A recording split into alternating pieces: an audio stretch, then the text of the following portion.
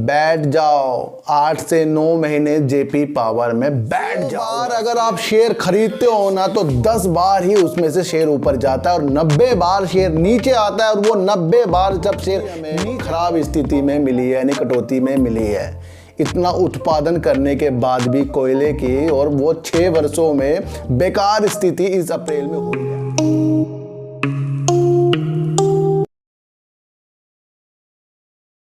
नमस्कार, मैं स्वागत करता हूं आपका अपने ही चैनल में जिसका नाम है सार्थक बाजार से। और आज बात करेंगे सर यस बैंक की, कोल इंडिया की और जेपी पावर की। सर इन सब की बात करने से पहले आपको एक चीज़ बता दूं सर, कि जब भी हम कोई शेयर लेते हैं ना, वो हमें कैसे सिखा कर जाता है ये मैं आज आपको बताता हूं। अगर हमने कोई भी शेयर लिया और वो आपको ऊपर जाता हुआ दिखाई दिया तो समझ लीजिए वो कहीं ना कहीं हमें मजबूत नहीं कर रहा है। बिल्कुल सही सुना, वो हमें मजबूत नहीं कर रहा है सर। क्योंकि जो भी चीज़ हम लेते हैं वो हमें फ़ायदा देती है, वो मजबूत नहीं कर रही है, वो हमारे अंदर लालच बढ़ा रही है सर। 100 बार अगर आप शेयर खरीदते हो ना तो 10 बार ही उसमें से शेयर ऊपर जाता है और 90 बार शेयर नीचे आता है। और वो 90 बार जब शेयर नीचे आता है ना तो वो उसमें स्थिति हमें ऐसी उत्पन्न करनी चाहिए कि उसमें हमें किस तरीके से अपने को संयम दे के होल्ड करना है। तो सही सुना आपने, जब आपका शेयर खरीदते ही नीचे की तरफ जाता है ना तो वो आपको एक रिजल्ट दिखाता है कि आप उसके अंदर कैसी भावना उत्पन्न कर रहे हैं। यानी कि कहीं आप डर रहे हैं, घबरा रहे हैं शेयर प्राइस से भाई नीचे जा रहा है, या फिर आप होल्ड करके बैठे क्योंकि आपने उसको काम के प्रति ही खरीदा है। कब तक आप उलझे रहोगे? शेयर ऊपर जा रहा है 10 पैसे, शेयर 10 पैसे नीचे जा रहा है, 1 रुपये गिर गया, 2 रुपये बढ़ गया। कब तक ऐसे जिंदगी बिताओगे? किन उलझनों में हम फंस गए हैं, मैं बिल्कुल भी समझ नहीं पाता हूं। जिस तरह से अगर हमने शेयर मार्केट को बिल्कुल इस तरीके से ले लिया कि भाई हमने शेयर लिया है, ये जब भी ऊपर जाएगा मुझे कुछ फर्क नहीं पड़ रहा है, जब भी नीचे जाएगा मुझे कुछ भी फर्क नहीं पड़ रहा है, क्योंकि शेयर का चलने का तरीका वो अपने आप से करेगा। वो आपसे पूछ के तो करेगा नहीं सर मैं 10 पैसे ऊपर बढ़ रहा हूँ या 10 पैसे नीचे गिर रहा हूँ, वो अपने आप करेगा। लेकिन उसमें जो आपको अपने को संयम देना है वो तो आपको खुद ही करना पड़ेगा।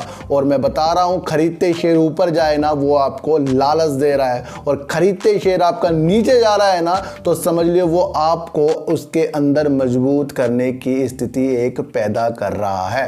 तो बात करते हैं कोल इंडिया और जेपी पावर की। और कोल इंडिया की बात इसलिए करेंगे क्योंकि हमारे पावर मिनिस्टर जी ने कह दिया है कि कोयले की डिमांड इतनी ज़्यादा हो गई है। वो इसलिए हो गई है क्योंकि ज़्यादा बिजली की डिमांड होती जा रही है, इसलिए हमें अब कोयले का उत्पादन ज़्यादा उम्मीदों के साथ देखना पड़ेगा।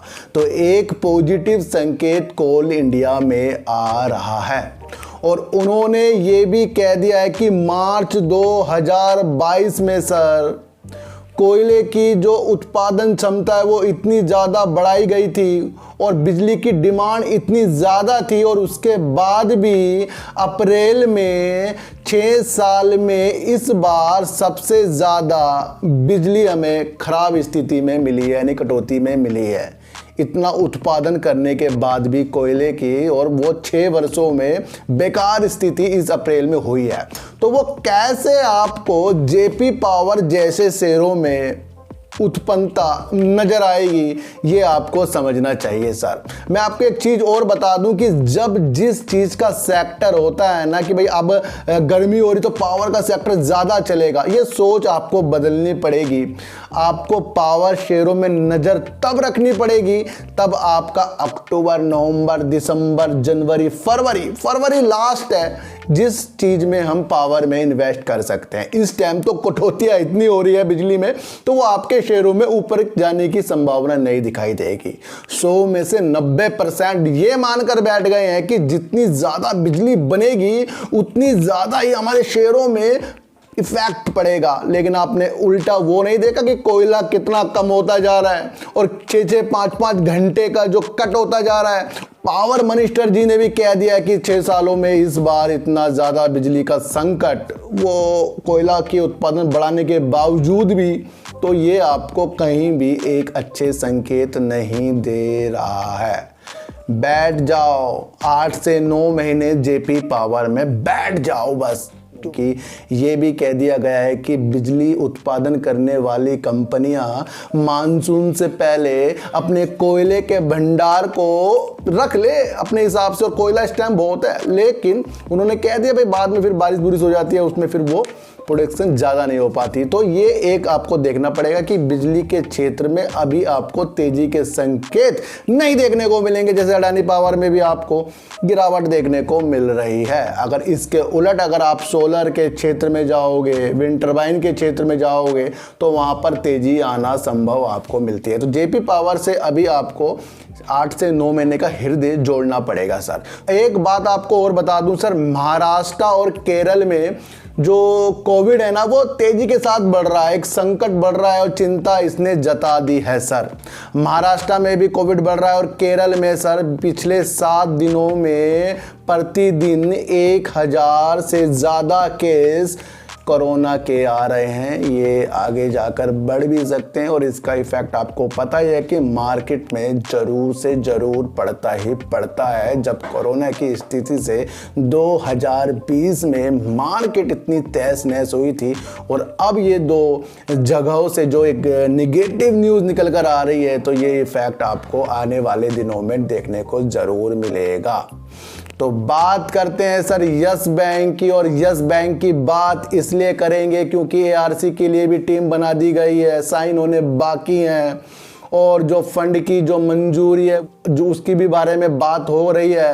फिर भी आपको शेयरों में तेजी आने के संकेत नहीं मिल रहे हैं क्योंकि जमीनी तौर पर यस बैंक पर काम हो रहा है। एक न्यूज़ निकलकर सर यस बैंक में ये आ रही है कि वो अपनी पुनर्गठन योजना से बाहर निकलने के बाद एक अल्टरनेट बोर्ड का गठन करेगा, यानी कि वो एक वैकल्पिक बोर्ड का गठन करने जा रहा है।